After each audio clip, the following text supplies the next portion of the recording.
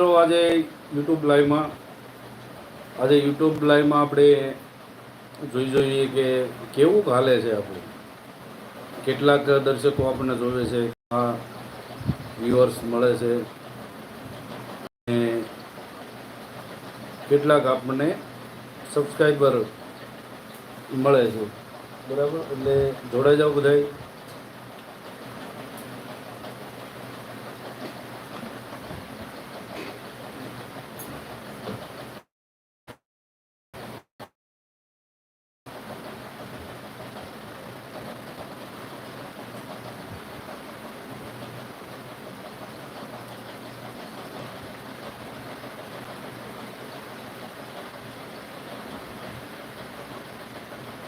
જોડાઓ બધા, જોડાઓ.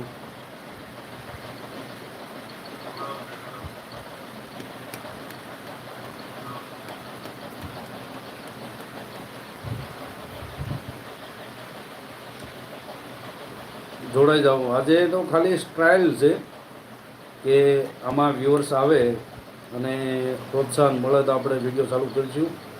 કારણ કે આ લોકો અત્યારે જે મારા વિરોધમાં કારણ વગરના ઉતરી ગયા છે.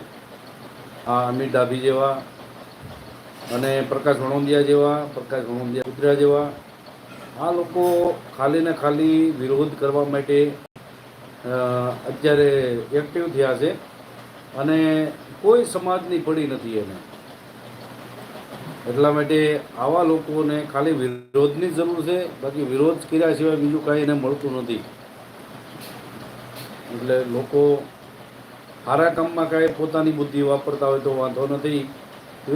વિરોધમાં સમાજમાં વિરોધ કરવા અને સમાજને નીચું દેખાડવાનું કરવું, બરાબર. હવે એક માણસની પાછળ તમે 2000 માણસો પડો તો એ માણસ તો પછી કંઈક એની સેફટી માટે તો બોલવાનો જ છે.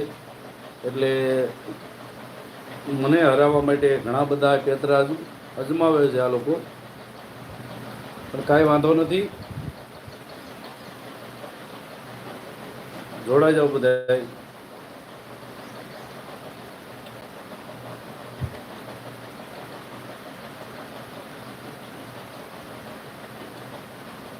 વિડીયોને બને એટલો શેર કરો તો આપણને ખબર પડે કે કેટલા લોકો આપણેથી જોડાય છે.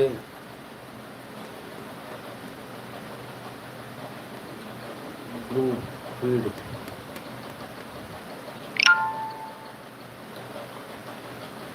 કારણ કે આ જે અમિત ડાભી જેવા છે, પ્રકાશ વણોંદિયા જેવા છે, આ લોકોને ખાલી ને ખાલી વિરોધ કરવો છે.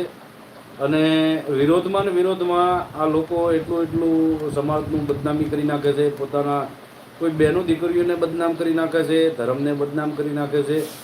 એટલા માટે આપણે એને કહીએ કે ભાઈ, મારો જે શરૂઆતના જે વિડીયો તમે જુઓ, મેં કોઈનો વિરોધ ચાલુ નહોતો કર્યો. મેં તો સમાજને એક નવી દિશા મળે, સમાજને આપણે થોડી ઘણી કાંઈ આપણી આવડત પ્રમાણે આપણે મદદ કરીએ, એ પ્રમાણે આપણે વિડીયો બનાવવાનું ચાલુ કર્યું હતું. પણ આને એક મુદ્દો આખો ભટકાવી દીધો કે મુદ્દાને એક એવી દિશા આપી કે હું સમાજનો વિરોધી છું.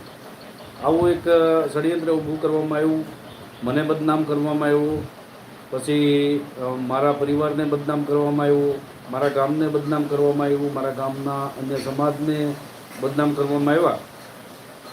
એટલે અત્યારે પ્રવૃત્તિ કરે છે આ લોકો, જે વિરોધીઓ છે, એ ખોટી, જે તદ્દન પાયા વિહોણી જે પ્રવૃત્તિ કરે છે.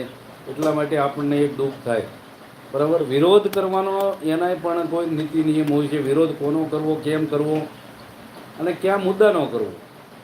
એટલે આની પાસે કોઈ એવી વાત નથી કે સાચો મુદ્દો નથી કે જેથી કરી આપણે વાત કરીએ કે હા કંઈ સમાજને કે પરિવારને કે આપણે ધર્મને કંઈ પણ